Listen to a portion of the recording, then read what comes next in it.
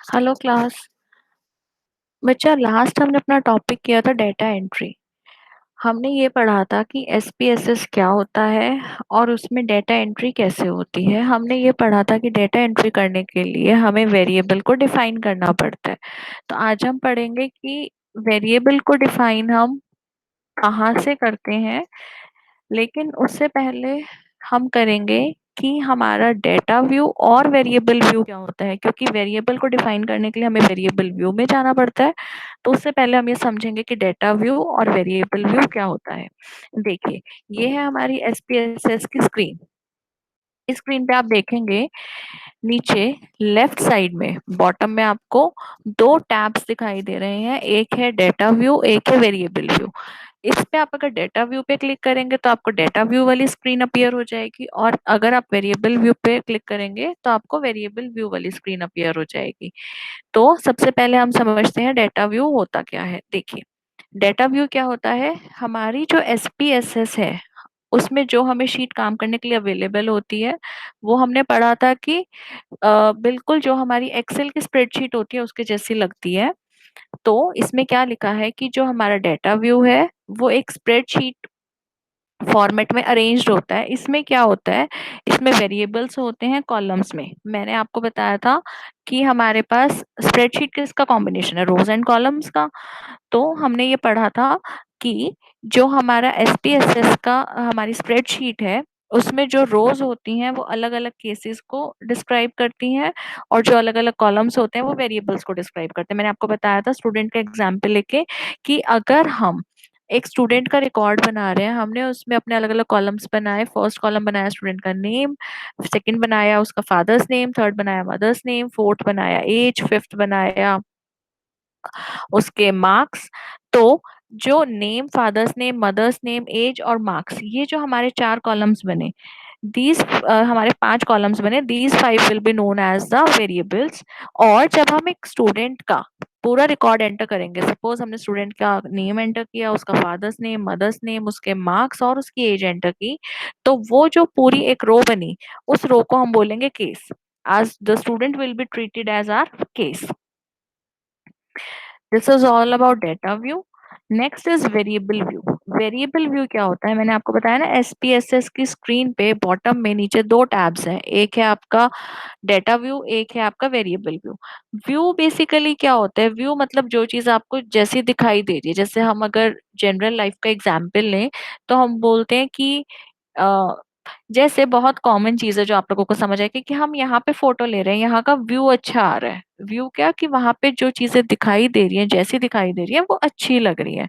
तो व्यू का मतलब अगर हम जनरल अपनी लैंग्वेज में लें तो क्या होता है कि जो चीज जैसी दिखाई दे रही है। सिमिलरली डेटा व्यू क्या हुआ, जैसा आपको अपना डेटा दिखाई दे रहा है। और वेरिएबल व्यू क्या हुआ, जैसा आपको अपना वेरिएबल दिखाई दे रहा है। तो देखिए वेरिएबल व्यू क्या है। Variable view window contains the definition of each variable in your data set. जब हम डेटा व्यू पे जाते हैं तो हमें अपना सारा डेटा दिखाई देता है कि हमारे अलग अलग कौन कौन से वेरिएबल हैं और हमारे अलग अलग केसेस कौन कौन से हैं। लेकिन जब हम वेरिएबल व्यू पे आते हैं तो उस विंडो में हमें ये दिखाई देता है कि हमारे अलग अलग वेरिएबल कौन से हैं और उसकी डेफिनेशन। डेफिनेशन का मतलब उस वेरिएबल के बारे में कंप्लीट डिस्क्रिप्शन। अब हम देखेंगे कि उसमें क्या क्या डिस्क्रिप्शन अवेलेबल होती है। देखिए, वेरिएबल व्यू में हर वेरिएबल के एट्रीब्यूट्स की डिस्क्रिप्शन होती है। एट्रीब्यूट्स होते हैं उसके फीचर्स। अगर हम ये माने कि कोई भी चीज है, सपोज पेन है, तो पेन के एट्रीब्यूट्स क्या होंगे कि पेन कौन से कलर का है, उसकी बॉडी किस मटेरियल की बनी हुई है, उसकी कॉस्ट क्या है, ये उसके एट्रीब्यूट्स होंगे। सिमिलरली हर वेरिएबल के अपने एट्रीब्यूट्स होते हैं। जैसे वेरिएबल का नाम क्या है, वेरिएबल का डेटा टाइप क्या है, उसमें कितने नंबर और डिजिट्स हैं, एंड सो ऑन। तो वेरिएबल व्यू में जब हम जाते हैं तो वहां पे हमें हर वेरिएबल के एट्रीब्यूट्स की कंप्लीट डिस्क्रिप्शन दिखाई देती है। अगर आप इस इमेज में देखेंगे तो आपको काफी हद तक क्लियर होगा। देखिए, यहाँ पर हमें क्या मिल रहा है, हमें अपना वेरिएबल मिला, सेगमेंट एमई करके उसका टाइप आ गया कि वो न्यूमेरिक टाइप का है, विड्थ, डेसिमल, लेबल, वैल्यू, ये सब उसके जितने भी एट्रीब्यूट्स हैं उनके डिस्क्रिप्शन है। सिमिलरली नेम में हमारे हर वेरिएबल का नाम डला हुआ है, और ये बाकी जो कॉलम्स है ये सारे क्या उसको डिस्क्राइब करने के लिए यूज हो रहे हैं। अब हम करते हैं कि हमारे ये जो वेरिएबल के एट्रीब्यूट्स हैं ये क्या होते हैं, इनको थोड़ा डिटेल में पढ़ते हैं। देखिए, फर्स्ट है इसमें नेम। हम ये कहते हैं नेम क्या है, वेरिएबल का नाम। अगर हम माने तो हम क्या कहते हैं, name should be short and clear. मतलब नाम आप वेरिएबल का बहुत बड़ा रख दोगे तो ऑब्वियसली आपको उसको रिपीटेडली यूज करने में भी प्रॉब्लम होगी। तो इट इज एडवाइसेबल कि आप नाम छोटा रखो और क्लियर। क्लियर रखने का मतलब है कि आप जिस वेरिएबल का नाम जो रख रहे हो वो उस अकॉर्डिंग होना चाहिए जो वेरिएबल की वर्किंग को डिफाइन करे। देखिए, सपोज हमें किन्हीं दो नंबर्स का सम करना है। अब हम सम करके किसी एक वेरिएबल में स्टोर करना चाह रहे हैं, तो it will be better for us कि हम उस वेरिएबल का नाम सम रख दें। तो ये हमें क्लियरली इंडिकेट करेगा कि ये जो सम नाम का वेरिएबल है इसने किन्हीं भी नंबर्स का सम होल्ड कर रखा है। तो इसीलिए बोला जाता है कि वेरिएबल का नाम आप क्लियर रखो। उसके बाद इसकी कुछ प्रॉपर्टी है, that is it can not start with a number, can not contain a space and some special characters. एक वेरिएबल का नाम आप किसी भी लैंग्वेज में नंबर से स्टार्ट नहीं कर सकते हो, ठीक है। उसमें स्पेस नहीं होगा, एसपीएसएस के केस में उसमें स्पेशल कैरेक्टर्स नहीं होंगे। Or at the name will be shown as the column title for the variable in the data view। अच्छा, जो आपका वेरिएबल का नाम होगा, मैंने आपको बताया डेटा व्यू में हर कॉलम का नाम जो है वो एक वेरिएबल है। तो वही लिखा है कि आपके वेरिएबल का जो भी नाम होगा वो डेटा व्यू में आपके कॉलम का टाइटल बन जाएगा। For the question what is your age, one possible name might simply be age. जैसे अगर आपसे क्वेश्चन, मैंने आपको ये बताया था लास्ट लेक्चर में कि जो हमारा वेरिएबल नेम होता है वो किसी ना किसी क्वेश्चन का आंसर होता है। तो अब जैसे अगर हमने पूछा व्हाट इज योर एज, तो इसके लिए आप एक सिंपल सा वेरिएबल का नाम रख सकते हो, दैट इज एज। नेक्स्ट है टाइप। हमारा जो वेरिएबल का नेक्स्ट एट्रीब्यूट है, first attribute is name and second is type. नाम से समझ आ रहा है, टाइप क्या बताएगा कि आपका ये वेरिएबल किस टाइप का है। टाइप इन द सेंस कि किस टाइप की वैल्यू को होल्ड करेगा। इसमें लिखा है at type you will indicate what you will type in. If the scores are numbers the type should be numeric. अगर आपका जो नंबर है, आपका जो सपोज आपने कोई वेरिएबल लिया, अगर वो नंबर टाइप की वैल्यू होल्ड कर रहा है तो उसका डेटा टाइप क्या हो जाएगा, numeric. If it is a date the type should be date. अगर आपको अपने वेरिएबल में डेट होल्ड करवानी है, डेट स्टोर करवानी है, तो आप उसका डेटा टाइप क्या लोगे, date. One small catch is that if you plan on assignment a numeric code to your values, for example, 1 is equal to male and 2 is equal to female, then you will then be typing in number, so the type should be set to numeric। अब जैसे इन्होंने बोला कि आप क्या कर रहे हो कि आप ले तो नंबर रहे हो, लेकिन आपके असाइनमेंट में वो नंबर बाद में किसी चीज से रिप्लेस हो जाएगा। लेकिन इनिशियली तो आपने नंबर ही लिया। जैसे इन्होंने एग्जाम्पल लिया कि अगर नंबर 1 डला तो बाद में वो मेल से रिप्लेस हो जाएगा, और नंबर 2 डला तो बाद में फीमेल से रिप्लेस हो जाएगा। लेकिन द थिंग इज कि इनिशियली तो आपने नंबर ही लिया ना, इसीलिए हमारी जो डेटा टाइप है that should be numeric. This is very often done, so the type numeric might be the most frequently used. ऐसा बहुत कम होता है कि आप बाद में वैल्यूज को रिप्लेस करें, तो हम ये कहते हैं कि बहुत ज्यादा जो डेटा टाइप यूज होता है वो है numeric. Next is width. This is not the width of the column will be in the data view. ये विड्थ का मतलब ऐसा नहीं है कि डेटा व्यू में आपको ये बताएगा कि आपके कॉलम की विड्थ कितनी है। याद रखिए, हम ये एट्रीब्यूट्स पढ़ रहे हैं वेरिएबल के, तो ये वेरिएबल के बारे में कुछ बताएगा, ना कि कॉलम के बारे में कुछ बताएगा, right. But the number of characters you can enter, ये आपको कॉलम की विड्थ नहीं बताएगा, बट ये बताएगा कि आप उस कॉलम में कितने नंबर ऑफ कैरेक्टर्स एंटर कर सकते हो। इन शॉर्ट अगर हम इसको समझे तो ये हमें विड्थ ही बता रहा है ना, कि उसकी विड्थ के अकॉर्डिंग आप इतने कैरेक्टर्स ही उसमें एंटर कर सकते हो। For numeric variable, this is not of any influence, but for string variable, you will need to guess how many characters you might need। इन्होंने बोला है कि न्यूमेरिक वेरिएबल के लिए अगर आपका वेरिएबल जो है वो न्यूमेरिक वैल्यू होल्ड कर रहा है तो इसमें आपको कुछ अलग से स्पेसिफाई करने की जरूरत नहीं है।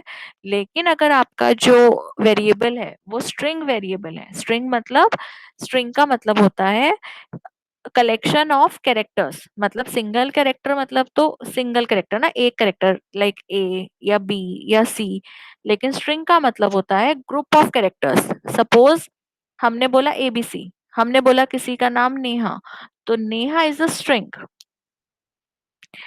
तो अगर आप स्ट्रिंग वेरिएबल ले रहे हो तो आपको बताना पड़ेगा कि वो कितने कैरेक्टर्स लेंगे। ठीक है, जैसे आपने जब अपना वेरिएबल आप बनाओगे तो आप वहां पे उसकी विड्थ को डिफाइन करोगे, जिससे ये पता चले कि ये वेरिएबल मैक्सिमम कितने कैरेक्टर्स होल्ड करेगा। मैक्सिमम इन द सेंस एक वैल्यू में कितने मैक्सिमम कैरेक्टर्स होंगे।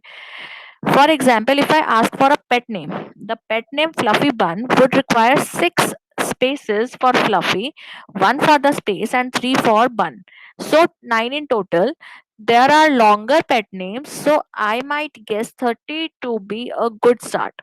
जैसे इन्होंने क्वेश्चन पूछा कि पेट का नाम क्या है, मैंने आपको बताया ना, मैं रिपीटेडली बता रही हूँ कि वेरिएबल हमारे किसी क्वेश्चन का आंसर होता है। हमने पूछा पेट का नाम क्या है, हमने वेरिएबल बना लिया उसके लिए पेट नेम। अब इन्होंने पेट का नेम जो एग्जाम्पल में लिया है वो है फ्लफी बन। अब फ्लफी बन के लिए फ्लफी में 6 अल्फाबेट्स हैं, बन में 3 अल्फाबेट्स है और बीच में एक स्पेस भी है, वो भी काउंट होगा। तो इसके लिए हमें टोटल कितने चाहिएंगे, हमें आ, हमें चाहिएंगे 10 का साइज चाहिएगा हमें। तो इसीलिए अब ऐसा तो नहीं है कि हर पेट का नाम 9-10 विड्थ का ही होगा, इससे बड़े भी हो सकते हैं। तो इन्होंने एग्जाम्पल में ये बोला है कि हमें ऐसा लगता है कि गुड स्टार्ट है कि आप एक बार के लिए 30 ले लो, मतलब 30 हमने मैक्सिमम लिया है। आई डोंट थिंक 30 कैरेक्टर से बड़ा किसी का नाम होगा। ठीक है, पर अगर हमें बाद में लगा बड़ा भी होगा तो हम ये चेंज कर लेंगे। Next attribute is decimal. As the name implies, this sets how many decimal will be shown when entering the data. इसका नाम ही बता रहा है, ये बताएगा कि जब आप डेटा एंटर करते हो तो कितने डेसिमल पॉइंट्स शो होंगे। Note that when entering the data, later you can actually type in more decimals and SPSS will remember those. It will simply not display them on screen. जैसे इन्होंने note डाला है कि suppose आपने decimal places set कर दिए 2, आपने लेकिन जब डेटा एंटर किया तो आपने डाला 25.522, आपने डेसिमल प्लेसेस तो 2 लिए थे बट आपने डाल दिए 3। तो एसपीएसएस याद रखेगा कि आपने 3 डिजिट्स डाले थे डेसिमल के बाद। ये डिस्प्ले सिर्फ 2 करेगा लेकिन तीसरी भी इसको याद होगी। आप जब भी चाहो, इन केस आप कभी वो चेंज करते हो डेसिमल प्लेसेस, आपने 2 की जगह 3 किया, तो आपकी तीनों डिजिट्स शो हो जाएंगे, आपको थर्ड डिजिट दोबारा डालने की जरूरत नहीं है। Next is label. Here you can enter a longer description of the variable and can use spaces. Some even simply copy the entire question here. Label का मतलब है कि आप यहाँ पर variable के बारे में और थोड़ी description डाल सकते हो। यहाँ पे आप spaces भी use कर सकते हो। और इन्होंने बोला है कि कुछ लोग तो ऐसा भी करते हैं कि question को as it is वहाँ पे copy paste कर देते हैं, जिससे ये पता लगता रहे कि ये जो variable है ये किस question का answer है। Next is values. With values, you can assign a value to the different options on multiple choice questions. ये क्या करता है आपको, जहाँ पे मल्टीपल चॉइस क्वेश्चन है, मल्टीपल चॉइस क्वेश्चन का मतलब एक ऐसा क्वेश्चन जिसके पास, जिसका जो आंसर है, आपको आंसर देने के लिए आपके पास बहुत सारे ऑप्शंस हैं, तो उसमें आप अलग अलग वैल्यूज असाइन कर सकते हो। उसके लिए हम यूज करते हैं वैल्यूज ऑप्शन। जैसे अगर आपने चाहा आपको अपना जेंडर सेलेक्ट करवाना है, तो सपोज आपने दिया 1 for male, 2 for female and 3 for others, तो यहाँ पर आप यूज करते हो values option. You can only assign numbers if the type has been set to numeric. अब अगर आपने अपना डेटा टाइप न्यूमेरिक सेट कर रखा है तो आप सिर्फ नंबर्स दे सकते हो। इट्स क्वाइट ऑब्वियस ना कि अगर आपका डेटा टाइप न्यूमेरिक होगा तो आप न्यूमेरिक वैल्यू दोगे, आप स्ट्रिंग नहीं दे सकते। मेल फीमेल जो है स्ट्रिंग है, तो आपको यहाँ पे न्यूमेरिक वैल्यू ही देनी पड़ेगी। Next is missing. You can assign a value if someone skipped the question, incorrectly answered it, unreadable answered it, etc. आप एक वैल्यू खुद असाइन कर सकते हो अगर किसी क्वेश्चन का किसी ने आंसर दिया ही नहीं, गलत दे दिया, या मतलब सही नहीं दिया, कुछ भी ऐसा होता है, तो आप उसको वैल्यू असाइन कर सकते हो by typing in still a value you can distinguish if you forgot to enter something. आप उसके अंदर कुछ वैल्यू टाइप कर सकते हो उसको ये बताने के लिए भाई आप यहाँ पे कुछ टाइप करना भूल गए हो। Showing as an empty cell in the data view, obviously data view में आप उसको एम्प्टी दिखा दोगे। जैसे हम अगर एग्जाम्पल ले रहे थे अपना स्टूडेंट का रिकॉर्ड बनाने का, आपने स्टूडेंट का नेम डाला, आप फादर्स नेम डालना भूल गए, मदर्स नेम डाला, तो आपको वहां पे वो खाली सेल दिख जाएगा, that will indicate the missing value, और that the respondent really didn't answer it, showing in the data view as your assigned missing value। अगर सच में ऐसा है, एक तो होता है भी जो रिस्पोंडेंट है, रिस्पोंडेंट मतलब जो आपकी शीट में डेटा एंटर कर रहा है, एक तो होता है कि वो आंसर देना भूल गया, एक होता है उसने जानबूझ के नहीं दिया। तो अगर ऐसा है कि उन्होंने जानबूझ के नहीं दिया, तो फिर वो कैसे दिखाया जाएगा वहां पे, मिसिंग वैल्यू की तरह। Okay, next is columns. Column क्या है? This is actually the width of the column for the variable will be in the data view। I normally adjust it visually in the data view। Columns में actual में width बताई जाती है। Width में तो क्या बताया जा रहा था कि ये वाला जो वेरिएबल है कितने कैरेक्टर्स लेगा वैल्यू में, बट कॉलम्स में एक्चुअली उसकी विड्थ बताई जाती है, और इसमें लिखा गया है कि यूजुअली हम उसे डेटा व्यू में एडजस्ट करते हैं। Next is align। This entered scores in the data view can either be shown to the left, center or right of the column। Align का मतलब होता है कि आप अपने टेक्स्ट को एक सिंगल लाइन में सेट कर रहे हो। आप उसको लेफ्ट साइड भी अलाइन कर सकते हो, राइट साइड भी कर सकते हो, और सेंटर भी कर सकते हो। अगर आपने लेफ्ट साइड उसको अलाइन किया, तो आपका जो डेटा है पूरा लेफ्ट में शिफ्ट होके और फिर आपको शो होगा। अगर आपने राइट अलाइन किया, तो पूरा डाटा राइट में आपका शिफ्ट हो जाएगा, लेफ्ट साइड में स्पेस रह जाएगा। If you set the alignment to center, then the data will be set in the center of the cell। Okay, next attribute is measure। The measurement level of the variable। ये क्या दिखाता है? Variable का measurement level. Note that SPSS combines interval and ratio to one level called scale। SPSS क्या करता है? Combine करता है इंटरवल और रेशो को एक लेवल तक, जिसको क्या बोला जाता है? स्केल। ठीक है। Next is role. This option came since SPSS 18। I think ये वाला जो ऑप्शन है शायद SPSS 18, SPSS 18 मतलब SPSS के 18th वर्जन में आया, मतलब जो उसका नाम 18 था उसमें आया था। With it you can assign what the variable might be used for. इसमें आप ये बता सकते हो, रोल का मतलब क्या है कि ये क्या रोल प्ले कर रहा है, तो इसमें आप ये बता सकते हो कि आपका वेरिएबल यूज किस लिए हो रहा है। This is only used in few very specific analysis.